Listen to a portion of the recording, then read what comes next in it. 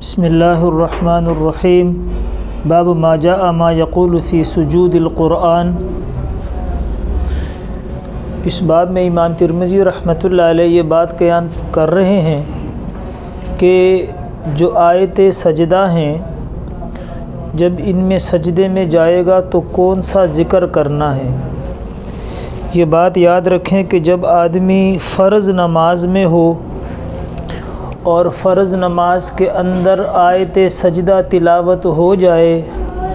تو سجدے میں جا کر سبحان ربی الاعلی پڑھا جائے گا، اور اگر آدمی نفل پڑھ رہا ہو اور سجدے سے یا نماز کے علاوہ اس نے ویسے قرآن کی تلاوت کر رہا ہے اور آیت سجدہ تلاوت کر لی تو سبحان ربی الاعلی بھی سجدے میں پڑھ سکتا ہے، اور باب کے اندر جو دعا ہے وہ بھی پڑھ سکتا ہے۔ باب کے اندر جو واقعہ ہے وہ حضرت عبداللہ ابن عباس رضی اللہ تعالیٰ عنہما فرماتے ہیں کہ جاء رجل الى النبی صلی اللہ علیہ وسلم فقال یا رسول اللہ انی رأیتنی اللیلہ وانا نائم۔ لمبا واقعہ ہے۔ یہ آدمی کون تھے؟ محدثین نے ان کی وضاحت فرمائی ہے کہ یہ ابو سعید خدری رضی اللہ تعالیٰ عنہ تھے۔ وہ فرماتے ہیں کہ اللہ کے نبی میں رات کو خواب دیکھ رہا تھا اور میں خواب کے اندر سورۃ صاد کی تلاوت کر رہا تھا، اور تلاوت کے دوران جب میں نے سورۃ صاد کی آیت نمبر 24 کو تلاوت کیا تو میں نے سجدہ کیا، تو میرے ساتھ جو درخت تھے انہوں نے بھی سجدہ کیا، میرے ساتھ جو درخت تھے انہوں نے بھی سجدہ کیا، وہ بھی سجدے میں گر گئے۔ اب میں نے جو درخت میرے پاس تھا جب وہ سجدے میں گرا تو سمعتها، میں نے اس درخت سے سنا، وہی تقول، اور وہ درخت کہہ رہا تھا اللہم اکتب لی بہا عندک اجرا، اے اللہ اس سجدے کی وجہ سے میرے لیے اپنے پاس اس کا اجر و ثواب لکھ دے، وضع عنی بہا وزرا، اور اس کی وجہ سے میرے گناہوں کو معاف کر دے، وجعلھا لی عندک ذخرا، اور اس کو میرے لیے اپنے پاس آخرت میں ذخیرہ بنا، وتقبلھا منی، اور اس سجدے کو میری طرف سے قبول فرما، کما تقبلتھا من عبدک داؤد علیہ الصلاۃ والسلام، جیسے آپ نے حضرت داؤد علیہ الصلاۃ والسلام کی توبہ کو قبول فرمایا۔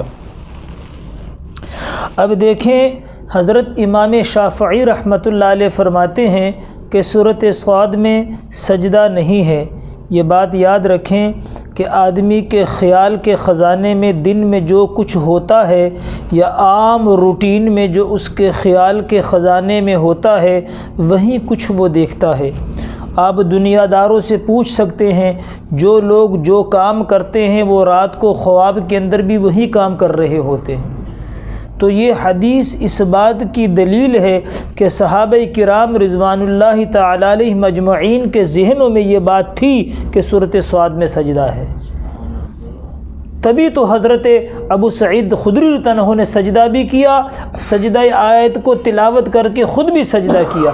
اور صحابہ چھوڑ کر درخت اور شجر اور حجر کے ذہن میں بھی یہ بات تھی کہ اس آیت پر سجدہ ہے، اسی لیے تو سارے درختوں نے بھی سجدہ کیا، اسی لیے سارے درختوں نے بھی سجدہ کیا۔ بہرحال یہ اس بات کی دلیل ہے کہ سورۃ صاد کے اندر سجدہ ہے، اور حضرت ابو سعید خدری رضی اللہ عنہ نے سجدہ کیا۔ اس کے بعد حضرت عبداللہ ابن عباس رضی اللہ تعالیٰ عنہ کہتے ہیں کہ حضور پاک علیہ الصلاۃ والسلام کے ساتھ میں تھا، حضور پاک علیہ الصلاۃ والسلام نے بھی جب آیت سجدہ تلاوت کی تو سجدے میں گئے تو میں نے سمعتہ وہو یقول مثل ما اخبرہ الرجل عن قول الشجر، تو حضور علیہ الصلاۃ والسلام جو درخت نے دعا پڑھی تھی آپ بھی وہ پڑھ رہے تھے۔ لیکن اس باب کی اگلی جو روایت آ رہی ہے وہ حضرت عائشہ رضی اللہ تعالیٰ عنہ کی ہیں۔ وہ فرماتی ہیں کہ حضور پاک علیہ الصلاۃ والسلام جب رات کو تہجد کی نماز پڑھتے تھے اور تہجد میں حضور پاک علیہ السلام کا تو معمول تھا، پیچھے آپ کتاب الصلاۃ کے ابواب میں پڑھ چکے ہو کہ حضور علیہ السلام لمبی قرات فرماتے تھے۔ تو اماں فرماتی ہیں کہ جب حضور علیہ السلام آیت سجدہ تلاوت کرتے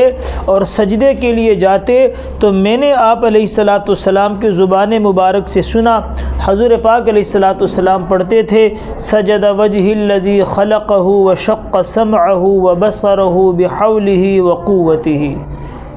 یہ دعا حضور پاک علیہ السلام پڑھتے تھے کہ میرے چہرے نے سجدہ کیا اس ذات کے آگے، یا میرا چہرہ جھکا اس ذات کے آگے جس نے اس کو پیدا کیا اور جس نے چہرے کے اندر سے چہرے کو پھاڑ کر اس میں سے آنکھ اور کان بنائے اپنی طاقت اور قوت سے،